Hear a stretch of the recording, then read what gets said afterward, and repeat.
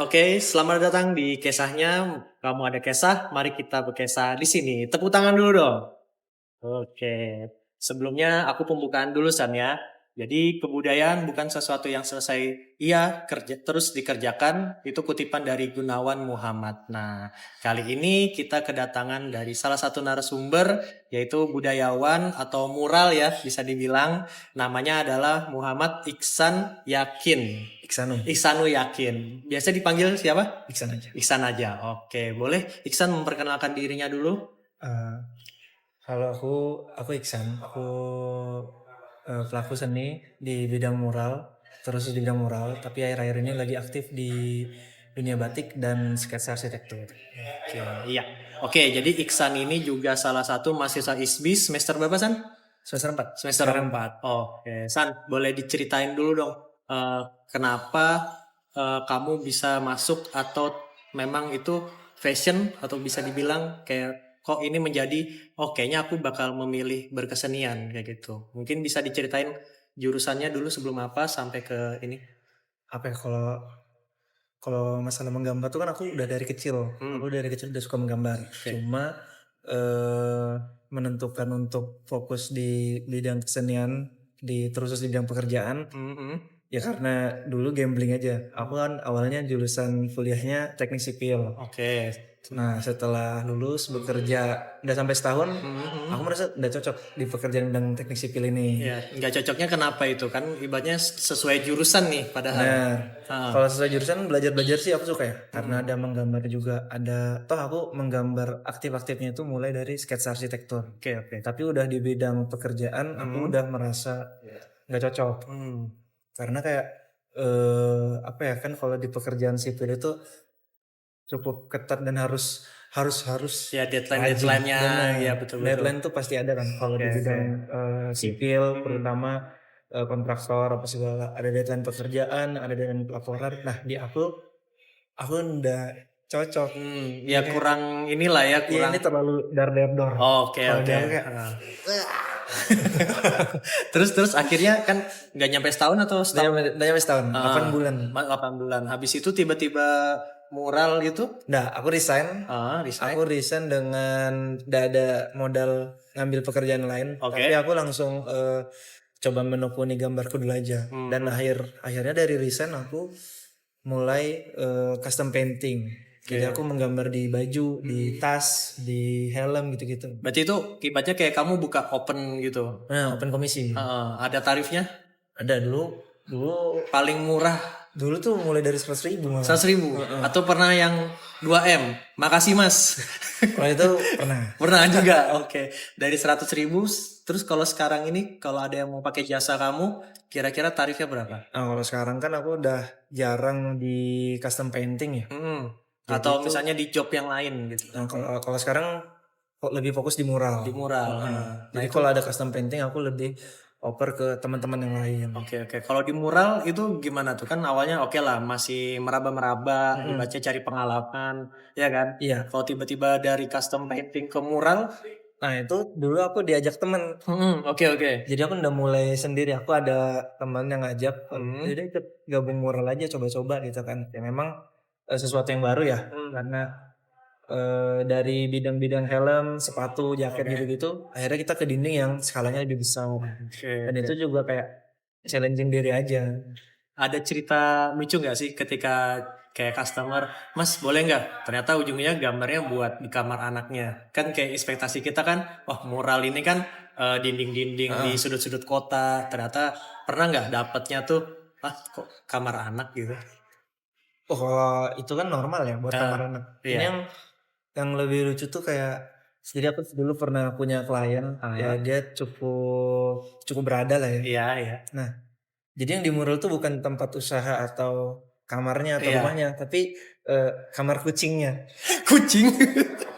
Benar. Anabul berarti ya? Anabul, dia punya satu kamar kucing di belakang rumahnya itu cukup besar. Bahkan lebih besar daripada kamarku ya kalau yang di rumah. Nah, kucingnya tuh ada beberapa. Bahkan pelaku seninya pun kamarnya lebih kecil daripada kamar kucing. Iya. Ya kalau kucingnya kan tidur kayak di sofa-sofa film gitu kan. Iya. Aku aja tidurnya di ambal. derajat Derajat senimannya Memang Anabul tuh derajatnya tinggi. paling tinggi ya. Oke. Terus apa yang digambar? Maksudnya dia si Potret custom. kucing-kucingnya. Oh, Jadi kayak kucingnya mungkin ada kalau nggak salah berapa ya? 5 ekor, 6 ekor gitu. Wih, banyak dong. Banyak. Jadi satu kamar tuh ada beberapa ekor. Oke. Nah, terus aku diminta ngegambarin kucing-kucing itu lagi di dinding. Mungkin kayak buat visual kalau seakan-akan oh teman kucingnya banyak. Ya, biar ibaratnya si kucing itu tidak monoton bahwa cuma temennya 6 ekor aja nih. Benar. Ada 6 yang lain tapi diem aja. Benar. Tapi dia aja kayak diem aja gitu. Kok temanku yang ini udah gerak? AFK ya. Oke. Nah, terus itu berapa lama tuh sampai kamu akhirnya kayaknya aku kuliah nih, tapi kuliah yang betul-betul dengan jurusan kesenian gitu. Sebenarnya kalau kuliah kuliah lagi sekarang di ISB Kaltim, jurusan kriya seni.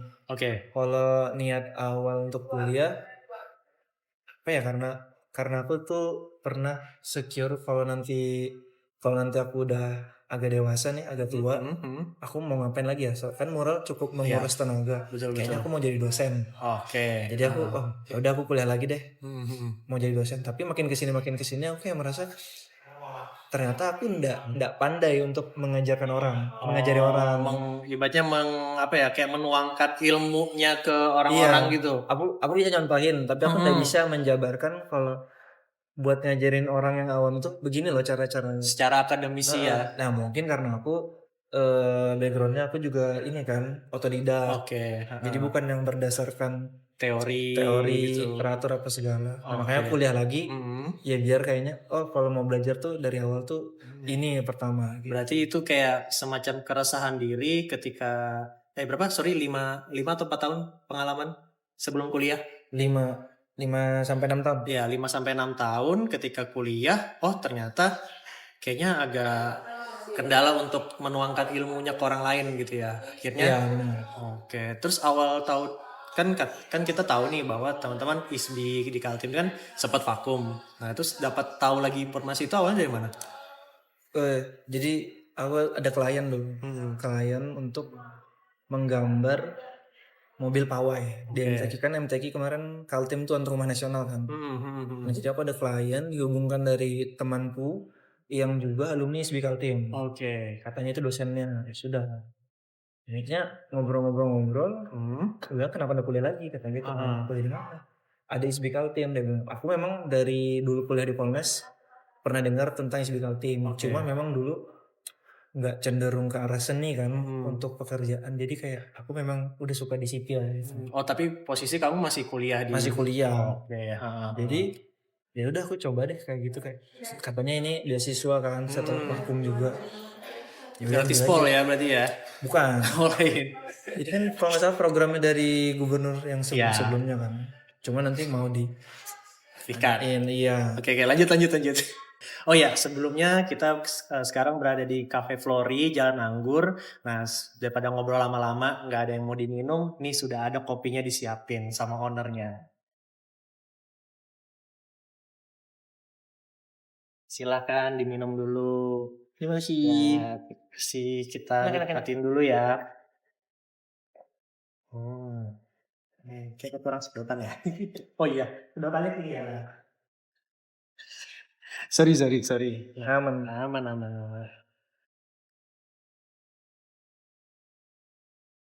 Ini gimmick iklan biar dapat endorse dari ownernya lagi, teman-teman. Ini apa, kopi susu ya? Kopi susu. Buat teman-teman kalau mau sambil ngetik-ngetik atau rapat-rapat di kafe ini cocok banget, kopinya enak, banyak menunya juga untuk cemilannya gitu. Oke, kita minum dulu ya.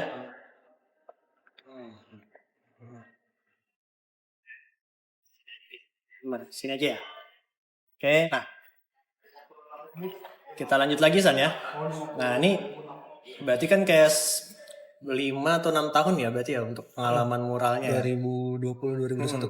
Nah, terus akhirnya setelah ya lumayan lama lah 5 atau 6 tahun berpengalaman di bidang mural kesenian, terus tiba-tiba kok mau nih ambil kuliah, tapi kuliahnya memang jurusan kesenian. Itu apa ya? Jadi sebenarnya alasannya nggak begitu terpikirkan, kayak udah beasiswa juga kan kuliahnya. Iya.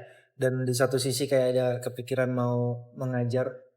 Nah, tapi itu yang bikin aku punya alasan tuh ada kata-kata dosenku tuh, dia bilang kayak ya kuliah aja lagi, soalnya kuliah kan ngebentuk pola pikir. Oke, betul. Nah, Kita karena setuju yang itu. aku punya base-nya, aku punya basicnya untuk berkesenian, tapi aku nggak punya arah berkeseniannya kemana. Oh. Jadi dari itu tuh, oh iya ternyata dari kuliah aku jadi bisa mereset ulang arah berkesenianku kemana. Oke, berarti itu salah satu yang membuat kamu ke trigger juga nih untuk mengambil jurusan kesenian itu. Itu yang paling dekat. Yang paling dekat. Dari beasiswa itu yang paling dekat. Soalnya aku udah mungkin ngambil musik atau ngambil tari. Iya, betul ya, sesuai di bidangmu aja yang kamu inilah, kamu apa ya, kamu kuasain kan gitu. Di sini rupa kan. Ini berarti sekarang udah semester 4. Alhamdulillah 4. Nah, kan sebelumnya itu kan yang kita tahu teman-teman bahwa Fakultas ISBI di Kaltim itu kan sempat vakum. Nah, itu tahunya itu di mana kok tiba-tiba langsung daftar? Jadi ini lagi-lagi dari klienku. Aku dulu punya klien, dia mau gambar mobil pawai untuk kepentingan kemarin MPQ nasional kan. Kan Kaltim tuh tuan rumah nasional kan Kaltim ya. Iya, betul. Jadi masing-masing provinsi punya mobil pawai-pawaian gitu kan. Aku diminta untuk menggambar mobil itu kemarin. Oke. Jadi kita ketemu, ngobrol-ngobrol. Akhirnya karena klien ini diarahin dari temanku juga yang kebetulan alumni ISBI. Jadi dia bilang itu dosenku katanya gitu. Aku enggak mikir apa-apa, pikir dosen mana gitu. Iya. Ternyata ngobrol-ngobrol dia bilang, ya kenapa enggak kuliah lagi katanya gitu. Ya ada sih kepikiran mau enggak gitu kan. Dan dia akhirnya nawarin, ya ini di ISBI Kaltim katanya gitu. Oke. Mumpung lagi beasiswa katanya gitu kan. Lagi open beasiswa lah. Beasiswa kan kemarin. Ya udah kan aku pikir, oh mungkin bisa aja kali ya. Aku kuliah sambil tetap ngemural, tetap berkesenian gitu kan. Masalah waktu nanti kita lihat aja ke depannya gimana. Iya. Sampai lulus atau enggak, setidaknya kamu udah pernah duduk di bangku kuliah, tapi jurusan yang memang ini fashionmu. Iya, karya seni kan. Sudah dia jabarin. Ini ada jurusan ini dan ini. Akhirnya aku coba daftar. Sekarang ambil di jurusan apa nih? Kriya seni. Oh, berarti memang sesuai dengan apa ya? Kalau orang awam bilang sih menggambar ya.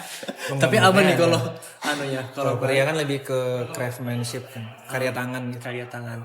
Coba dijelasin sedikit San untuk jurusan kriya itu, karena kan yang orang awam tahu kan menggambar kan. Kalau kriya tuh bikin karya tangan, karya buah tangan gitu. Jadi kalau kita tuh sebenarnya dari SD sudah ada pelajaran kriya ya. Kalau teman-teman tahu tuh kita pelajaran seni budaya ngapain, pasti dulu pernah kita ngebikin baling-baling dari kertas origami. Betul. Atau rumah dari kertas karton. Boleh. Ya, juga termasuk kan? Kalau dulu aku di SD aku ngebikin dari sedotan bekas kita bikin dari gantungan yang nutupin jendela. Tirai gitu. Iya, tahu. Oke. Nah, itu udah masuk kriya. Jadi karya yang buatan tangan ada fungsinya. Selain dia bukan cuma dekoratif. Ya itu untuk pengenalan mungkin kayak kita sebagai anak-anak SD lah ya. Tapi kalau yang sudah kuliah ini kan berarti tahapan atau levelnya lebih tinggi lagi kan? Iya benar, lebih luas lagi. Pernah nggak ketika kamu selama ini kuliah, kok ini nih nggak ada di bidang yang kamu kuasain di mural, tapi kayak menantang di situ, entah tugas apa gitu di kriya? Apa ya? Aku kan atau gampang semua San? Bukan gampang semua. Pro ternyata.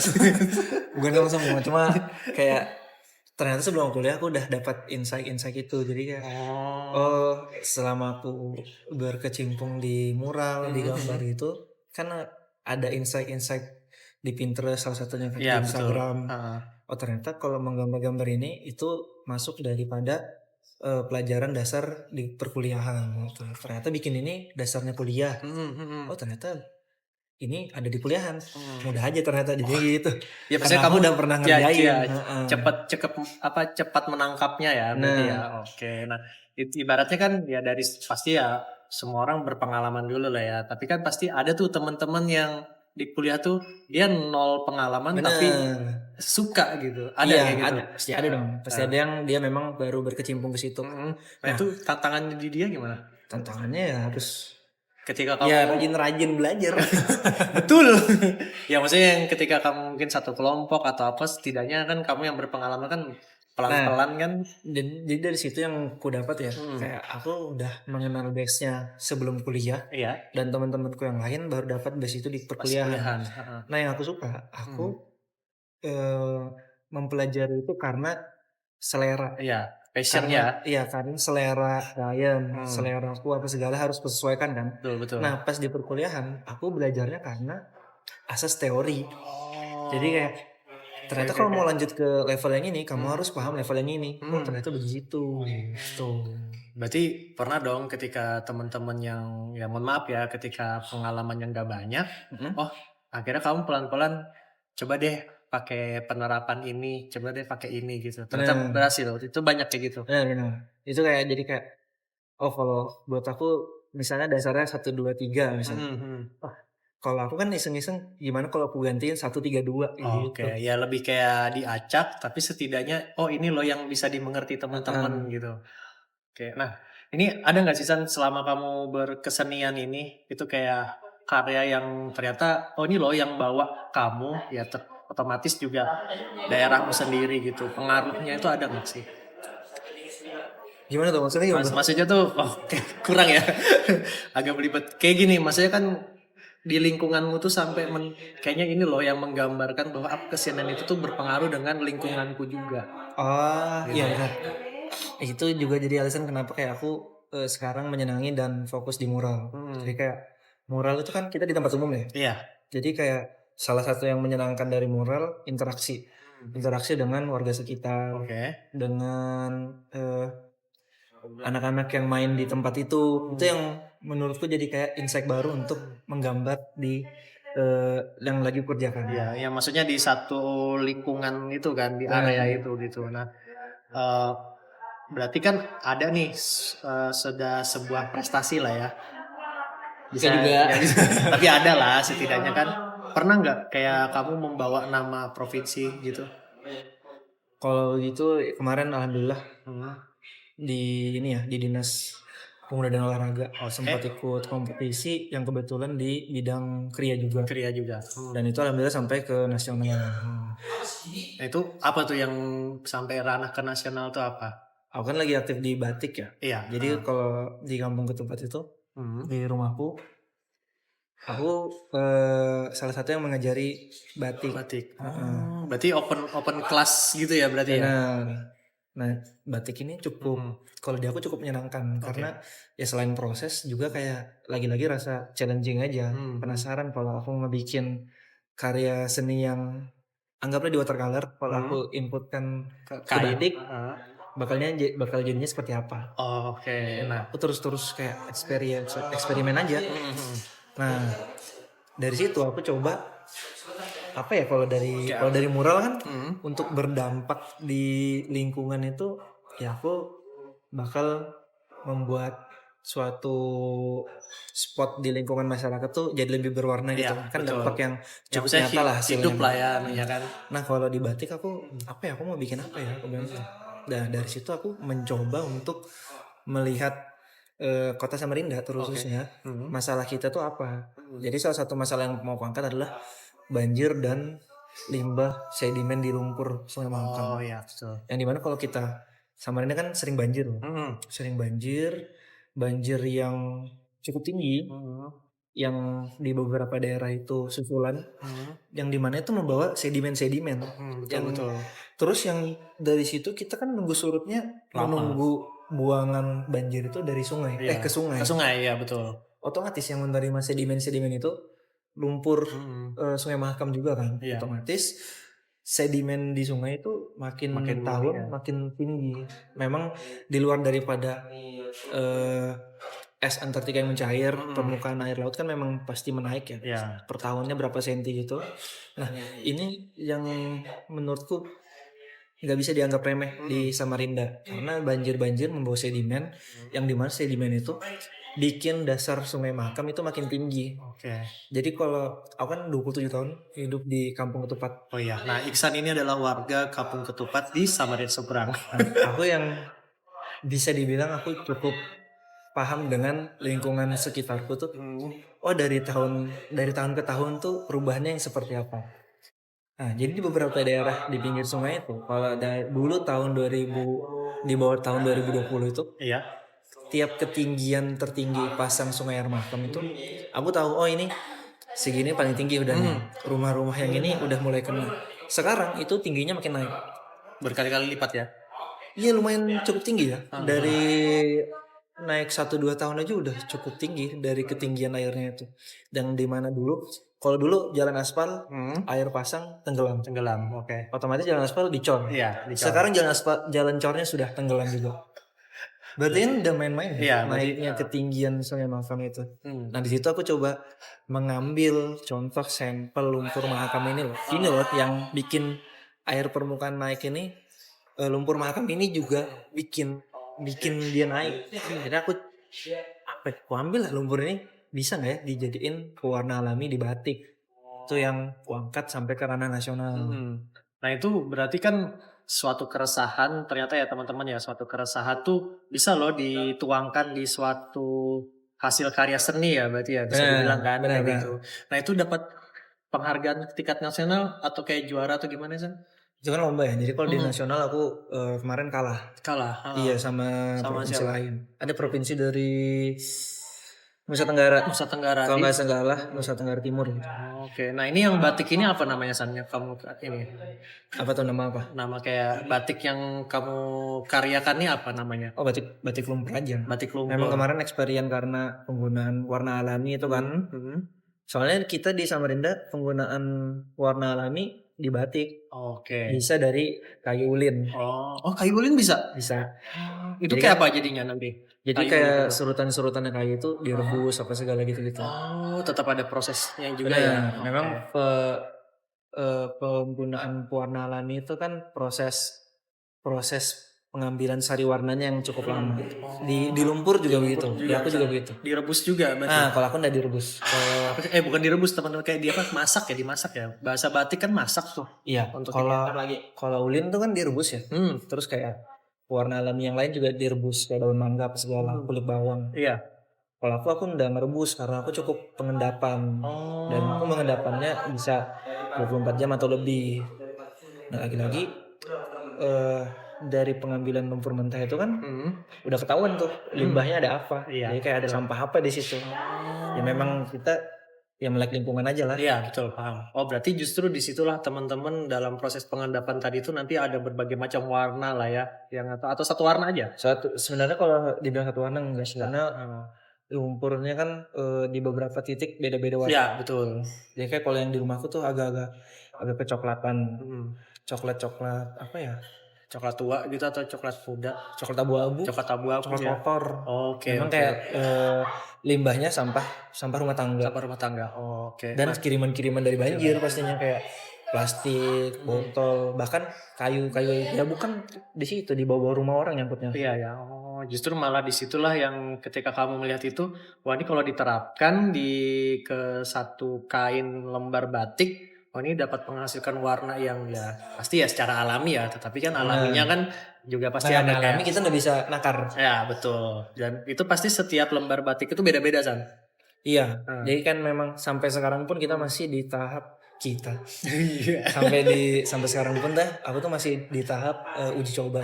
Karena pertama kita tahu lumpur ini kan limbah sampah masyarakatnya ada, sampah rumah tangga dan juga memang bergerak atas dasar menyinggung isu lingkungan. Iya, isu lingkungan, betul. Keresahan. Nah, kita nggak tahu di lumpur ini ada kandungan apa aja yang apakah baik untuk dipakaikan ke kulit. Jadi sementara kita penggunaannya di wastra, di luar aja. Outer. Jadi kayak warnanya sebenarnya cakep ya. Cakep. Warna coklat apa gitu. Iya. Kusam-kusamnya tuh asik. Tapi itu maksudnya satu kain yang kamu bikin batik itu udah masuk ke misalnya kayak custom?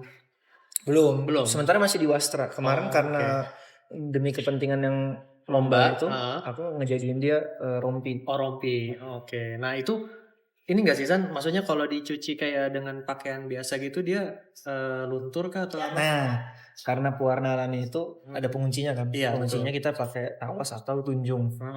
Beda dengan pewarna tekstil. Kalau tekstil ada pengunci sendirinya. Iya. Nah, kalau karena aku tadi bergeraknya atas dasar limbah, jadi aku kan butuh uji lab ya. Iya. Apakah lumpur ini aman atau tidak di badan di kulit kita gitu. Dan aku belum sampai uji lab. Sementara masih diuji mencari warna yang paling bagus itu berapa hari perendaman. Jadi kayak kita nggak bisa satu hari dapat. Aku pernah nyoba 1 hari, 2 hari, 3 hari. Kalau yang paling lama di seminggu rendaman di lumpur. Nah jadi kayak malam ngerendam, siang ngejemur, tiap malam lagi ngerendam. Oh berarti kayak kering nanti direndam benar, lagi. gitu terus pokoknya diulang-ulang beberapa hari. Nah, sekarang aku punya beberapa sampel di satu hari rendaman berapa warnanya seberapa. Yang kalau aku bawa nasional itu aku dapat di rendaman 3-4 hari. 3-4 hari. Itu warnanya cukup bagus keluarnya. Jadi, motif batiknya keluar juga kan. Nah tapi itu maksudnya nggak dicuci-cuci kan? Enggak. Oh dicuci. Dicuci. Jadi sebelum aku ke uji lab ya, aku kan belum uji lab karena butuh biaya. Terus aku pengujian secara tradisional, yaitu pertama uji cuci. Kalau dicuci apakah dia luntur? Pakai sabun deterjen iya, di cucian keberapa dia luntur gitu kan. Alhamdulillah aku kemarin nyucinya ada 10 kali belum luntur. Otomatis yang uji tradisional ini secara itu lolos nih satu nih. Nah, yang kedua secara tradisional lainnya, aku kan sengaja kontak langsung dengan lumpurnya, udah pakai sarung tangan. Apakah gatal atau tidak? Ya, karena kan ini bercampur dengan limbah ya teman-teman ya gitu. Ternyata di aku enggak gatal. Ya mungkin karena aku karena udah terbiasa lingkungan situ kali ya. Betul. Tapi sejauh ini aman-aman aja. Aman aja. Tidak ada yang kulit yang iritasi atau apa-apa gitu. Nah, mungkin next kita bakal bawa lumpur dan hasil jadinya ke lab. Gitu. Nah, siapa tahu teman-teman bisa bantu Iksan untuk uji lab karena cukup mahal alasannya. Ada teman yang udah mau bantu? Ada. Oh, sudah ada ya. Siapa tahu untuk bantu lagi lebih ke produksi, siapa tahu setelah hasil uji lab, siapa tahu ada yang mau pesan-pesan kan, nanti daftar dulu. Nomor antriannya ada di belakang. Di bos ini. Nanti editor yang edit. Oke, terus akhirnya ya secara uji mandiri sudah berhasil lah ya. Iya, kalau mandiri berhasil aja. Berarti ini kayak kita pakainya outer aja, waster gitu nanya. Oh ya, maksudnya yang lebih aman-aman aja lah ya untuk kalau untuk sampai ke kemeja atau belum. Iya, kan itu yang bersentuhan lama dengan kulit kan. Oke. Nah ini San, kalau menurut kamu nih, oke lah kalau secara prestasi kan ya sudah sampai ke tingkat nasional atau gimana. Kalau menurut kamu nih, jujur harus jawab jujur ya. Deg-degan nih. Untuk seniman di Kalimantan Timur ini menjanjikan nggak sebagai satu profesi? Ya. Dari nafasnya aja udah kayak ya. Di luar daripada rezeki sudah ada yang mengatur. Iya betul. Tapi kita juga harus usaha. Harus tawakal teman-teman. Tapi nggak apa-apa. Ini kan siapa tahu buat ya dari pemerintahan ataupun yang lain. Ayo dong menghargai seniman-seniman ini kan menjadi apa ya? Harus memberikan satu apresiasi lah. Khususnya untuk menjamin mereka hidup bisa kan atau ya setidaknya mereka pun ketika melakukan keseniman itu tuh nggak hanya secara uang ya kan materi, tetapi memang untuk identitas di daerah gitu teman-teman. Ada pasti ada kalau di tempat kita ini. Lagi alhamdulillahnya ada ya. Tapi kan ini kan pengalaman pribadi ya. Aku nggak tahu kalau teman-teman seniman lain rasanya gimana. Kalau di aku karena kita Samarinda, Kalimantan Timur itu kota industri. Betul. Kotanya bekerja. Iya. Ya jadi seni memang kurang dipandang di sini.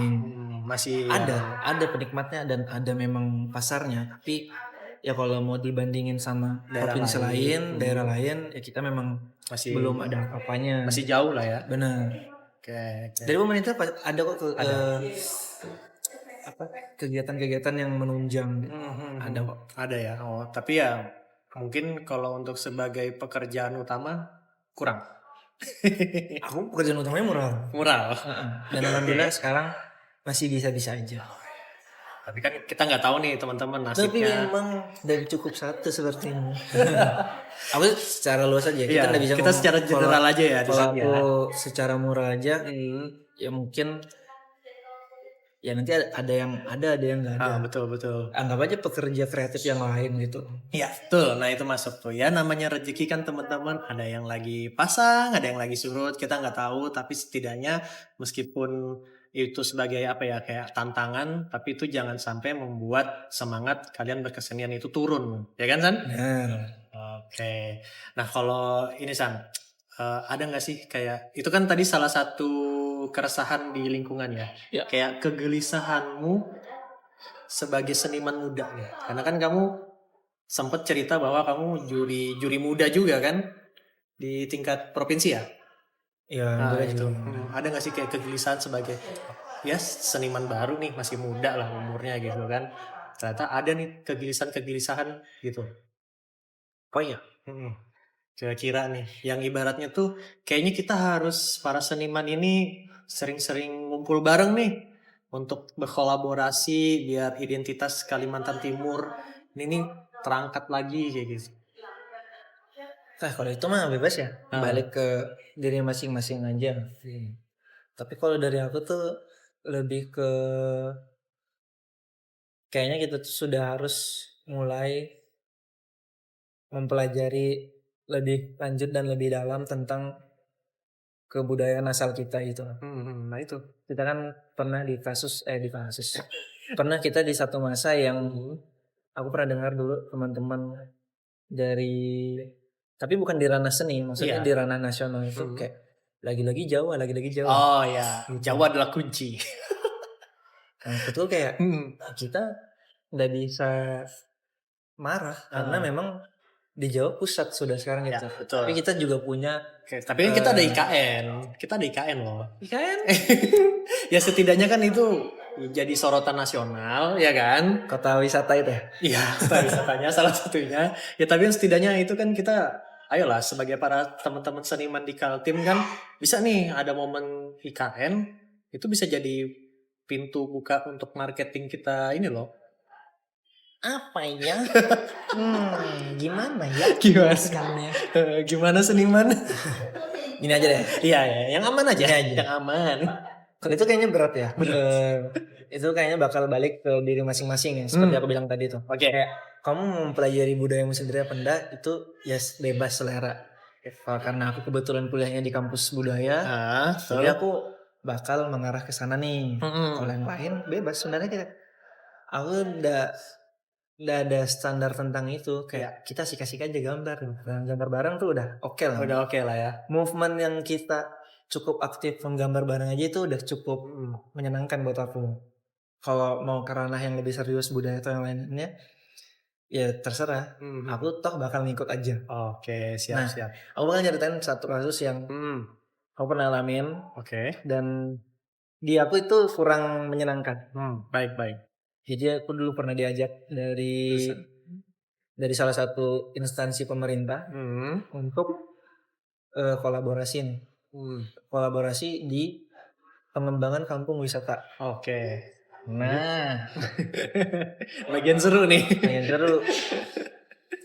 Jadi aku karena aku tinggal di Kampung Ketupat ya. Iya. Kampung Ketupat kan salah satu kampung wisata yang di ini. Ya, lagi diprogramkan lah sang pemerintah. Oke. Nah, aku merasa aku tuh dibilang yang diuntungkan ya juga, tapi dirugikan ya juga karena aku nggak suka secara pribadi kampung warna-warni. Oke.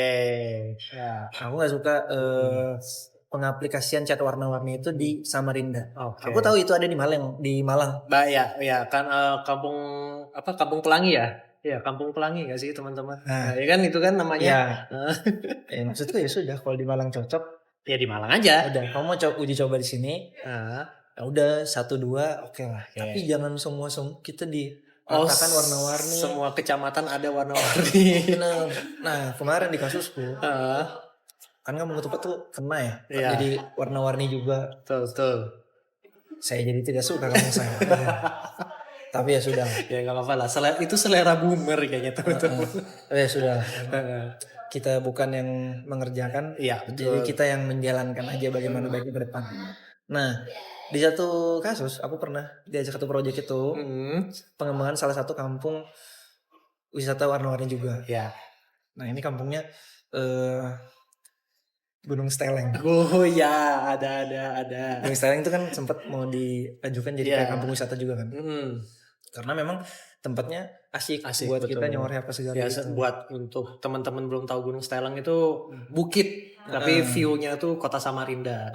Itu salah satu yang spot nyore asik lah kalau di Samarinda. Betul. Nah, sebenarnya di luar daripada kasus fee atau apa segala itu, aku udah nggak sependapat dengan cara instansi ini berpikir.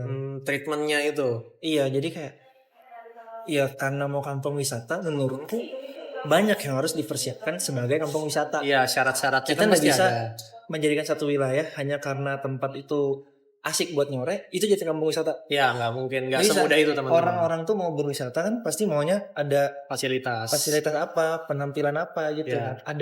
Ada materi yang didapat dari kampung itu. Betul. Kita nggak bisa cuma datang toh udah nyore selesai kampung wisata. Toh paling ujung-ujungnya orang jual gorengan, jual pop es jadi lapangan parkir. Ya umum aja. Bener, jadi lapangan pekerjaan. Tapi menurutku sebagai instansi itu terlalu cetek. Betul. Pengembangan yang ide seperti itu terlalu cetek untuk langsung diaplikasikan ke masyarakat. Setidaknya kan harus ada identitasnya kan di situ kan. Nah, karena aku diajak kolaborasi, aku diminta untuk mural. Kisahnya mural di kampung wisata itu. Nah, ternyata bayanganku udah berbeda dengan instansi tersebut.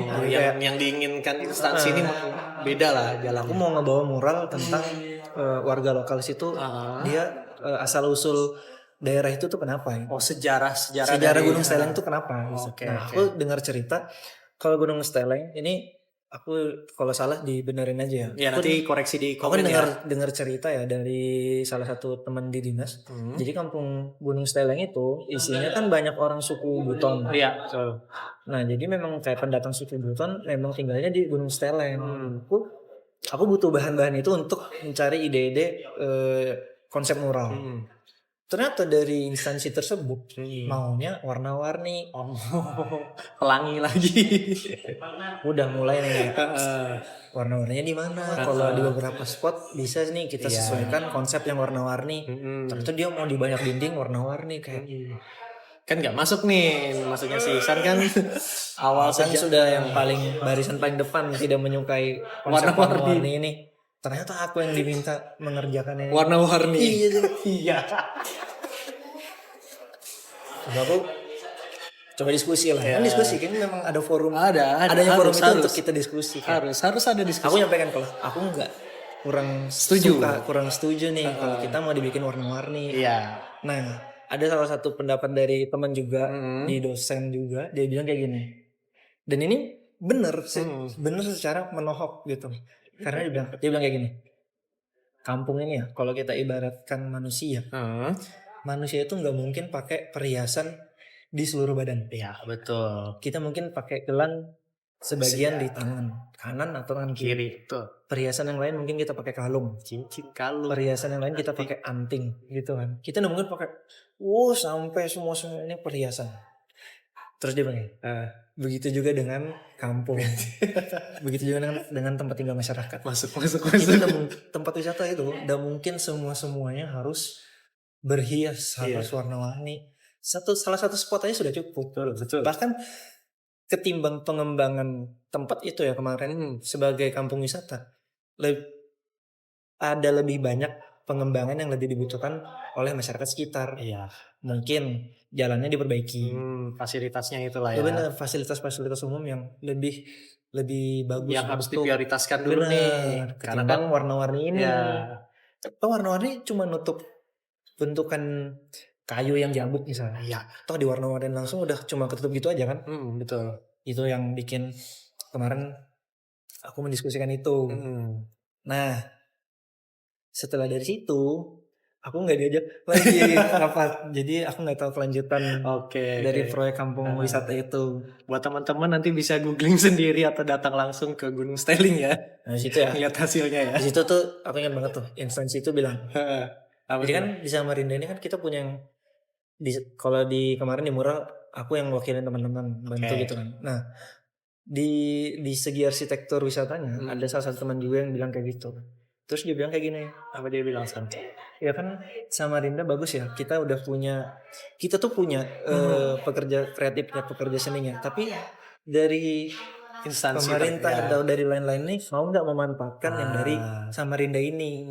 Nah ini yang bikin aku kurang respect. Dia tuh bilang kayak gini, kalau masalah desain gampang aja, nanti kita beli desain dari arsitektur Bandung, arsitektur Bali kayak nggak salah, dia memang lebih jago, memang lebih bagus, tapi kayak ya kan nggak menghargai, mau menghargai, mau merangkul seniman, memperdayakan yang lokal kan, benar gitu. Oke. Itu yang bikin kayak ternyata memang itu tujuan kita mau dianggap, kita nih mau dirangkul, tapi buat kegiatan yang tidak ada fee-nya misalnya. Tapi kalau yang udah fee kita, mereka pakai yang luar-luar gitu. Berarti yang 2M tadi ya. Iya. Makasih Mas. Gitu. Oke, ini sudah sampai di penghujungnya San. Ada udah di ujung. Udah di ujung ini. Ujungnya aneh banget nih ngebahasnya itu banget. Ya nggak apa-apa. Setidaknya ini sebagai bahan evaluasi teman-teman, biar bahwa oh ini loh ada salah satu kegelisahan dari teman kita Iksan, bahwa setidaknya ini pelan-pelan dari pihak ya pemangku kebijakan lah ya kita bisa bilang, tolong mungkin kepekaannya sedikit bisa diperbaiki lah ya, tentang ya setidaknya identitas kota kita ini muncul gitu, atau enggak lebih diperdalam lagi. Untuk ini San, sebelum menutup ini ada nggak pesan yang ingin kamu sampaikan kepada para generasi muda? Kayak kita juga muda sih, tapi setidaknya generasi penerus lah ya, bahwa ini loh fashion untuk berkesenian itu tuh khususnya di kota Samarinda tuh tetap ada.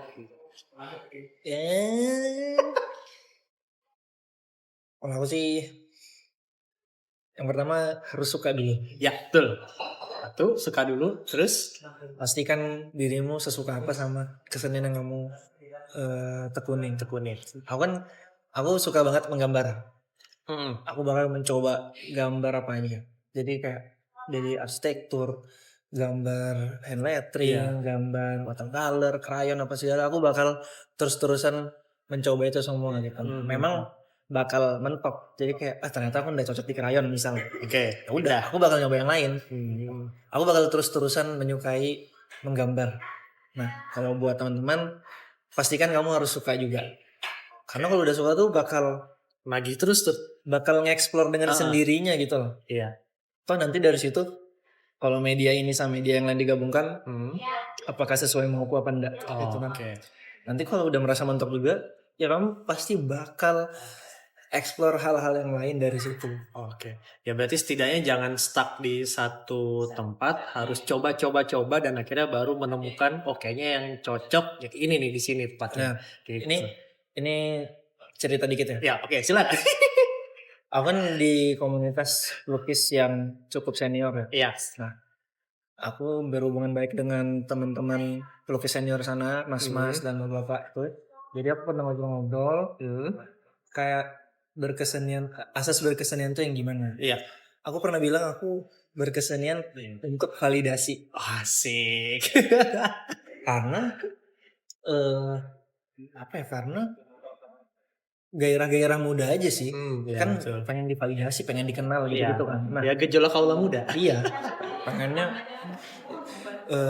Iksan mana? Iksan gambar, itu yang pengen dikenal tuh ya. Nah, salah satu seniman tuh bilang sama aku gini, dia bilang, ya itu kan memang karena kamu masih muda, kayak gitu kan. Nah, terus dia bilang kayak gini, kalau kita yang udah tua tuh bukan karena mau validasi, kita tuh karena udah kecintaan aja sama gambar kita. Kelas. Dia kayak, bener juga ya.